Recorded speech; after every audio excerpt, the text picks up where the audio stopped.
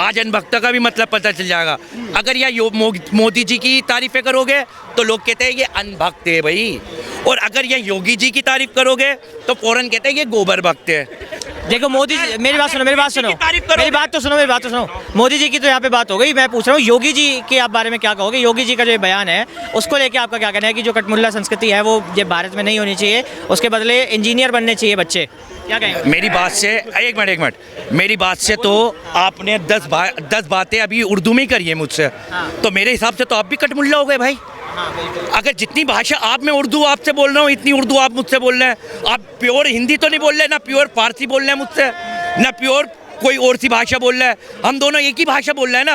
आपके हिसाब से बड़े अदब से और बड़े अदब से और बड़े लहजे से बात कर रहे हैं हम दोनों एक दूसरे से। योगी जी का मतलब एक बार पहले पूरी बात लेके जाओ। उर्दू में तो अपीजमेंट होती है ना बॉस, अपीजमेंट नहीं होनी चाहिए। उर्दू स्पेसिफिकली या हिंदी या इंग्लिश इस तरह स्पेसिफिकली आइसोलेट नहीं करना चाहिए किसी को। हम उर्दू भी बोलते हैं, हिंदी भी बोलते हैं, अंग्रेजी भी बोलते हैं, उससे कोई फर्क नहीं पड़ता। लेकिन कभी उर्दू को प्रमोट करना, उर्दू के अलग से बनाना, इसी तरह किसी स्पेशल भाषा के लिए प्रमोशन नहीं, सभी भाषाएं बराबर होनी चाहिए। इस पे आप क्या कहेंगे कि भारत में जो सभी भाषाएं हैं उसका सम्मान होना चाहिए? काफ़ी दिन से ये क्वेश्चन पुट हो रहा है यार। मैं ये कह रहा हूँ, जब हम लोग 6 to 9 में थे तो ऑप्शनल सब्जेक्ट होता था इंग्लिश, उर्दू एंड संस्कृत। जिसको जो सब्जेक्ट आता था वो लेता था। ऐसा तो नहीं अगर किसी ने संस्कृत उस समय ले लिया तो वो पंडित जी बन गया, किसी ने उर्दू ले लिया तो उस समय मौलवी बन गया, या किसी ने इंग्लिश ले लिया तो जाके आगे प्रोफेसर बन गया, जिसको जो सब्जेक्ट आता था। तो इसमें ये क्या लाने का मतलब है कि कटमुल्ला सब जो उर्दू पढ़ रहा है तो यह मौलवी बनेगा? और रही बात, एक चीज़ ये बताओ मेरे को, क्या जो उर्दू पढ़ता है क्या उसके साथ साइंस नहीं पढ़ता है?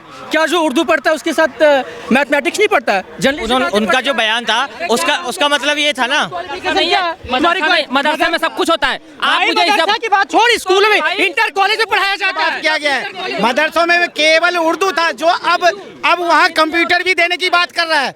साइंस भी दो, मैथ भी पढ़ो, कंप्यूटर भी दो। ये मदरसों की बात है केवल, ऐसा नहीं है। बात थी ना, ये तो मदरसों की बात नहीं है कि सिंगल सब्जेक्ट है। पहले स्कूल तो दे दो आप लोग, पहले स्कूल तो दे दो, जब भी तो मदरसों की बातें देखो। स्कूल दे देंगे तो मदरसे में जाना बंद कर देंगे।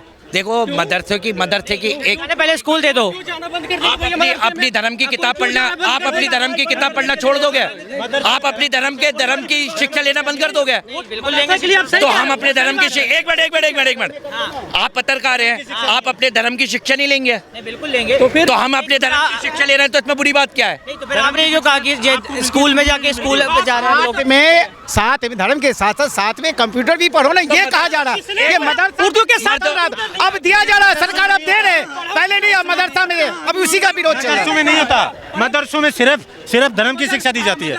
मदरसों में ना कंप्यूटर होता है ना साइंस होती है। कंप्यूटर साइंस मदरसों में नहीं होता। भैया आपके दिल्ली के मदरसे देख लो। एक मिनट देखो, दो कटाश बात करके निकल लियो मैं।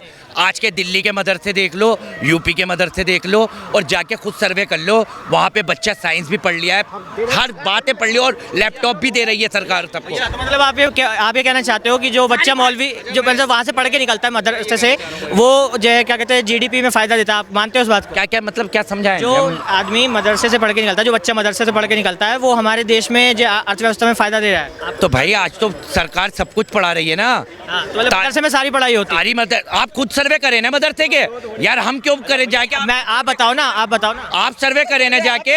हमारे प्रधानमंत्री ने भरे मैच में क्या है कि सभी देशवासियों को नाम रखो। नाम क्या आपका? रमजान नाम से पहचान होगी तो हिंदुस्तानी हूँ मैं। बहुत बढ़िया। नहीं, अगर नाम से मेरी पहचान होगी, मेरा वतन हिंदुस्तान है। और बताएं आप, आज मेरे प्रधानमंत्री ने खड़ो के स्टेट पे खड़ो के सभी मुसलमान भाइयों को, सभी देशवासियों को कहा है कि रमजान की शुभकामनाएं हुए। बिल्कुल। अब आप इस पे क्या कहना चाहेंगे कि ये तो हिंदू मुस्लिम भाई वाली बात है? बात कही ना हिंदुस्तानी, मैं भी ये कह रहा हूँ कि हर भारतीय और इंडियन, आप उनका नाम कुछ भी है वो हिंदुस्तानी है। मुसलमान हूँ, मैं सिख हूँ, ये चीजें लोगों को बांटने वाली चीजें होती है। कभी मैं अनभक्त भी बन जाता हूँ, कभी मैं अनभक्त भी बन जाता हूँ। हाँ, कभी जब मेरे मोदी जी मुझे ज़्यादा पसंद आते हैं ना, मैं इन जैसा अनबक बन जाता हूँ। देखो फोकस मारो। आपने कहा ना कि हिंदुस्तानियों को लेके अनबक तो बन जाना, चमचे मत बन के रहना। किसके चमचे? हाँ, दोनों किसके चमचे? देखो भैया, अब मैं चमचा, देखो अब मैं बताता हूँ, अब मैं एक बात बताता हूँ, अब मैं तुम्हें अनभक्तों को और चमचों को आधार कार्ड पे हिंदुस्तानी लिखवा देना चाहिए फिर तो। एक मिनट बस एक बात सुन लो। होता है आधार पे इंडियन नहीं लिखा होता, तो इंडियन हिंदुस्तानी एक ही बात है। अच्छा नहीं, नाम भी होता है फिर लोगों का। क्या हुआ, मैंने हिंदुस्तानी कह दिया तो आपको क्या की तकलीफ हो रही है? दिक्कत मुझे कुछ नहीं हो रही है, मैं तो पूछ रहा हूँ आपसे बस। अब भाइयों ने बोला अनभक्त तो चमचों की मसला मैं आपको समझा देता हूँ। देखो यहाँ राहुल गांधी की तारीफ करो तो लोग बाग कहते हैं पप्पू के चमचे। सुनते रहे ना, बड़े गौर से पत्रकार, ये बड़े दिमाग में रखना ये वाली बात।